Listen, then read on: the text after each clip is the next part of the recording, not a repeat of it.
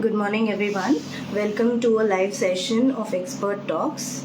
I am Dr. Manasa, a consultant oral pathologist and clinic head in Clove Dental clinics. As we are celebrating the International Women Health Week, I would like to spread some awareness about breast cancer and its association with oral health. I have been receiving quite a few questions from my patients, and they have asked me about breast cancer, its treatment, and what are the oral health implications. So, to name a few, there are few questions that I have charted out, wherein I will be addressing the questions and just giving some information about it. Now, the most common questions that patients have asked me is what is the general occurrence of breast cancer among women. So, generally, breast cancer is seen in almost 15% of women, and they are the most common cancers in the worldwide, and they are not gender specific. We can see breast cancer happening even in men. So, among Indian women, 15% of cancers account for breast cancer, and usually it is seen in post-menarche and premenopausal and postmenopausal women. But most common occurrence is seen in postmenopausal women who are in the age group of 50 to 60 and above. Now, what are the factors which affect women particularly? Usually, breast cancer does not have one particular reason to which why it is occurring. It is true with every cancer. Usually, they have a myriad of reasons why there is cancer which is happening. So, there are few risk factors in breast cancer. Usually, it is gender specific. Not that it would not happen to men, but it's way more common among women, and it is age related. The more the age, and more are the cases of breast cancer. Usually, if there is a late menarche, which means to say if the menstrual cycle of a woman starts really early, then there are chances that the woman might be susceptible to breast cancer. If there is a late menopause, which means to say the menstrual cycle stops after a certain age of woman, so in such cases also there are high susceptibility of breast cancer.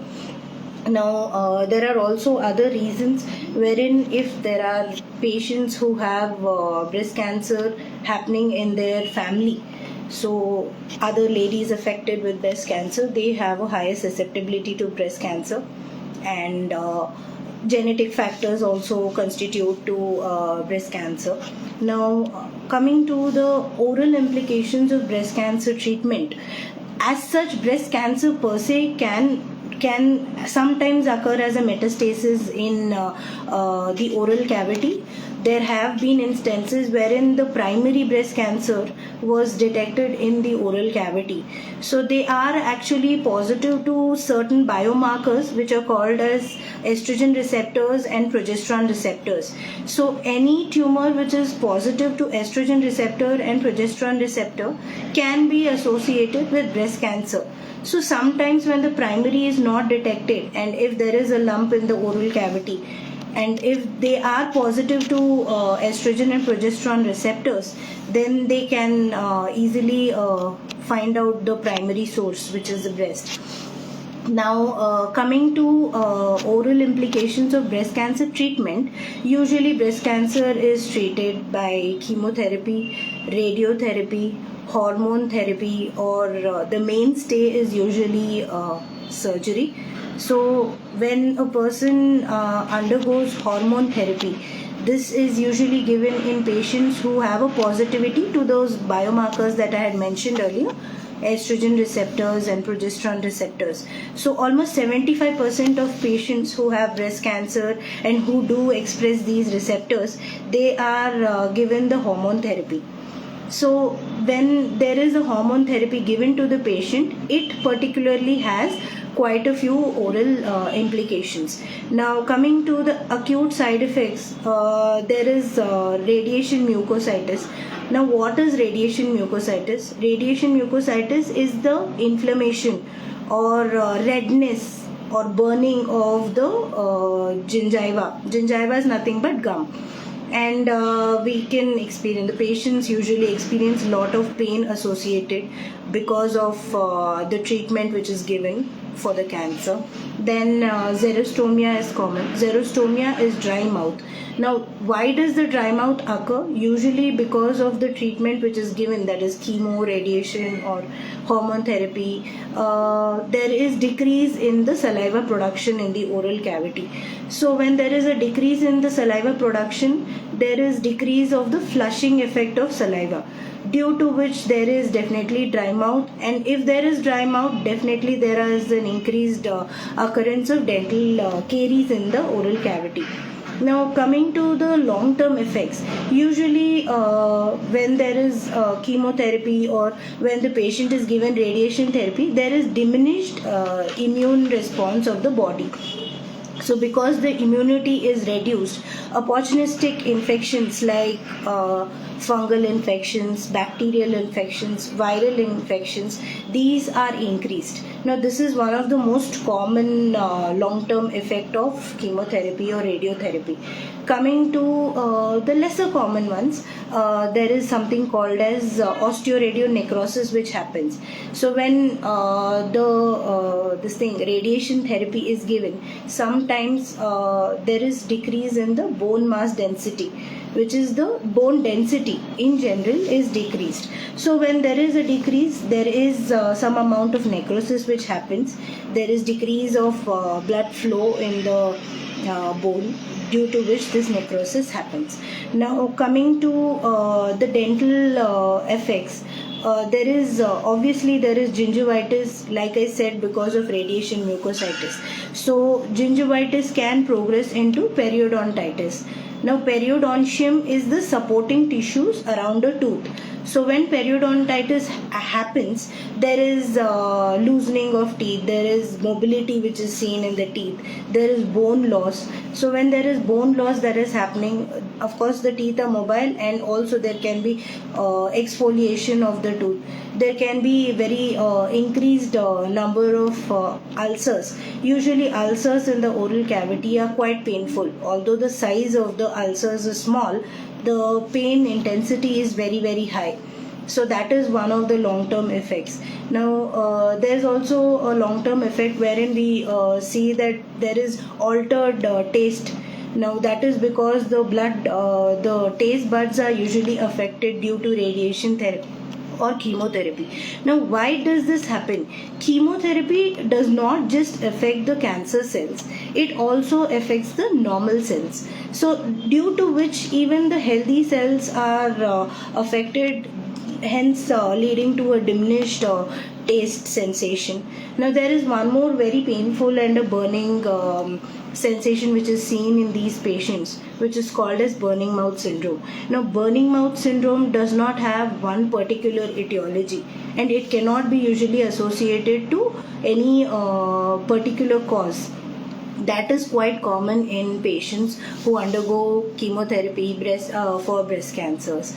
Now, the most common question that my patients have asked, I've just reiterated the common occurrence, what are the implications, now what is the reason for breast cancer, coming to what are the care that we can take. Now, how can we take care of our oral health when a patient is getting the breast cancer therapy, or if the patient is actually getting treated for any cancer for that matter, but breast cancer particularly, because we are trying to address that issue.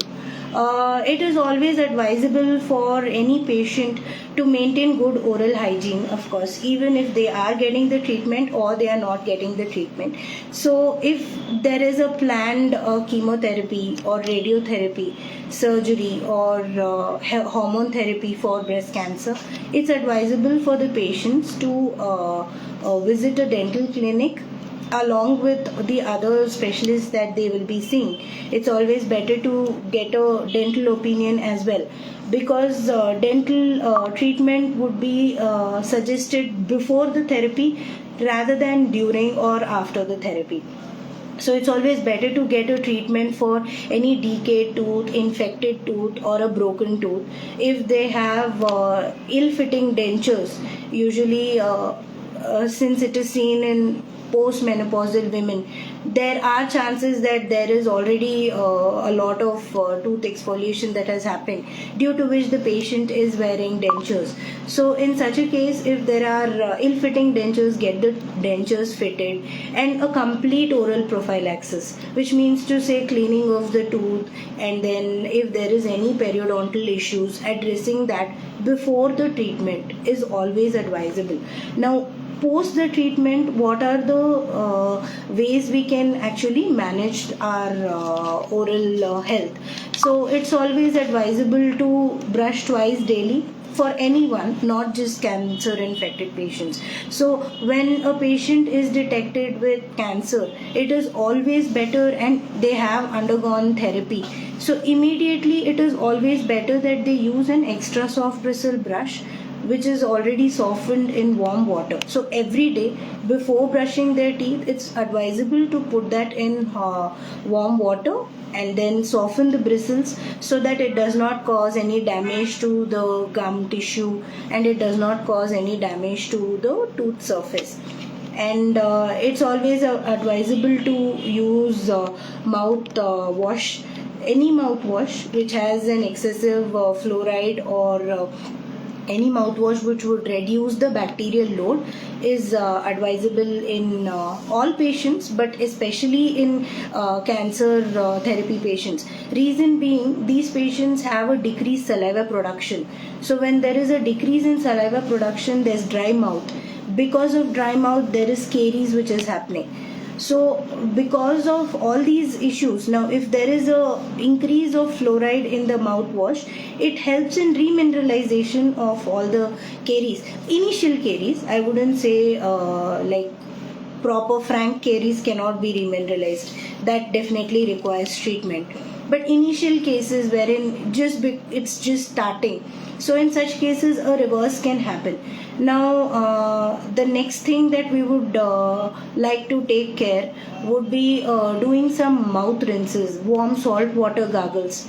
Usually patients who undergo cancer therapy, they have lot of sores, mouth sores, and lot of pain, and there's lot of ulcers which are happening, and there's a generalized inflammation. So warm salt water gargles help in reducing the mouth sores a little bit, not too much but a little bit. Now the next thing would be to increase the water intake, because there is a diminished saliva flow. So increased water intake would be the way to go about. And chewing on some sugarless chewing gum, that also helps in saliva production. Anything which could increase the saliva production. Some drugs are given to these patients which would increase the saliva production. So these are all the steps that we could take from our end. Now coming to the steps which needs to be taken from the dentist point of view. So any patient who has to undergo any extractions or any dental caries filling or anything, so these treatments has to be done under an antibiotic coverage. It cannot be done just randomly. It has to be done under antibiotic coverage.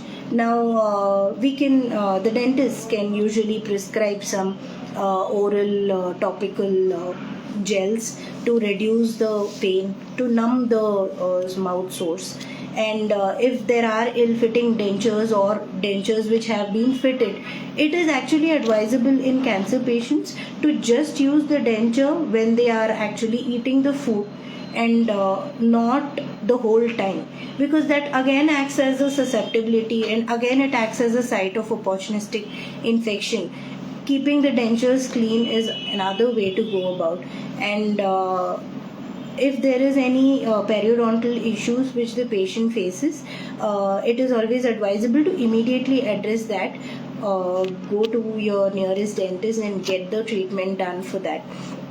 and regular visits are always advisable for all the patients, not just cancer patients or particularly breast cancer patients. Reason being, regular visits would actually decrease the number of cavities that a patient can actually have.